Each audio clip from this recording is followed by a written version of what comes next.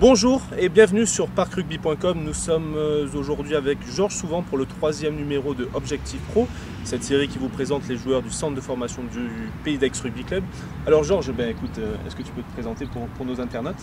Bonjour, je m'appelle Georges Souvent, je suis né le 1er mars 1990 à Tours et je joue 2e ligne depuis cette année au Pays d'Aix Rugby Club.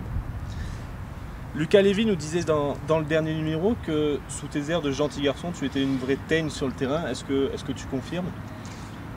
Oui, il faut à mon poste être un minimum valeureux et combattant pour essayer de prétendre au haut niveau. Mais voilà, après, il ne faut pas toujours écouter Lucas Lévy non plus, il dit beaucoup de bêtises. Est-ce que tu peux nous parler de ton parcours rugby jusqu'à présent?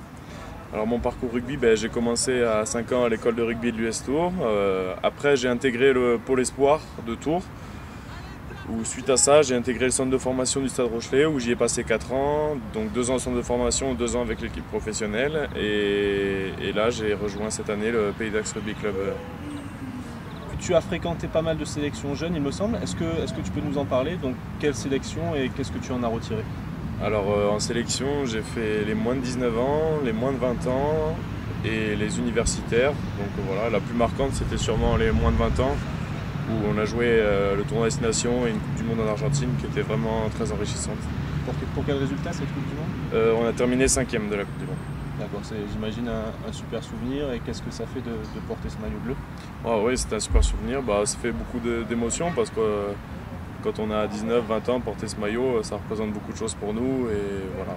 Mais c'est surtout pas une finalité dans le monde du rugby d'arriver à ces équipes de France. Le plus dur arrive souvent après. Donc voilà. Je crois que tu continues tes études en parallèle.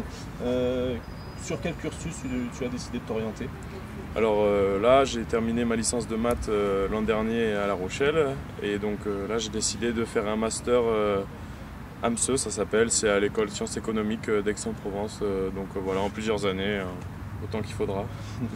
Et quand on a ton âge, donc 22 ans je crois, est-ce qu'on pense déjà à l'après-rugby ou c'est quelque chose qui viendra après?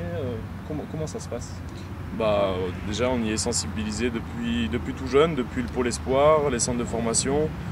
Et quand on passe un peu plus avec le monde professionnel, il y a des organismes comme Proval qui nous sensibilisent beaucoup. Et oui, donc bien sûr qu'on pense toujours à notre conversion et ce qu'on veut être en tant qu'homme, bien sûr, en plus du joueur de rugby.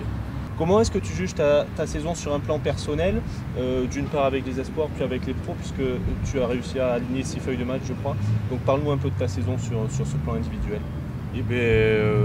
D'un côté vraiment enrichissante parce que j'ai pu découvrir un nouveau groupe pro très sympathique qui avait des ambitions bien fixées et que j'espère qu'ils arriveront à leur fin.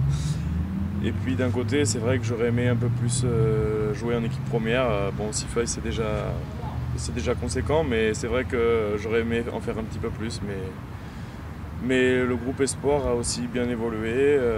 J'ai joué la plupart de la saison avec eux et j'ai pris beaucoup de plaisir à jouer avec eux cette année. Comment est-ce que maintenant tu envisages la suite sur un plan personnel? On arrive à la fin de saison, comment tu vois la suite? La suite, je la vois en fonction des décisions que vont prendre le club envers moi et envers la situation du club de l'an prochain. J'espère continuer l'aventure au Pays d'Aix Rugby Club et sinon rebondir ailleurs. De toute façon, je continuerai à jouer au rugby car j'aime vraiment ça et voilà. Mais si c'est possible de rester au Pays d'Aix Rugby Club. Très bien, on arrive donc à la fin de cet entretien. C'est désormais la règle sur Objectif Pro. Quel joueur prendra ta place dans le prochain numéro pour le 4e numéro?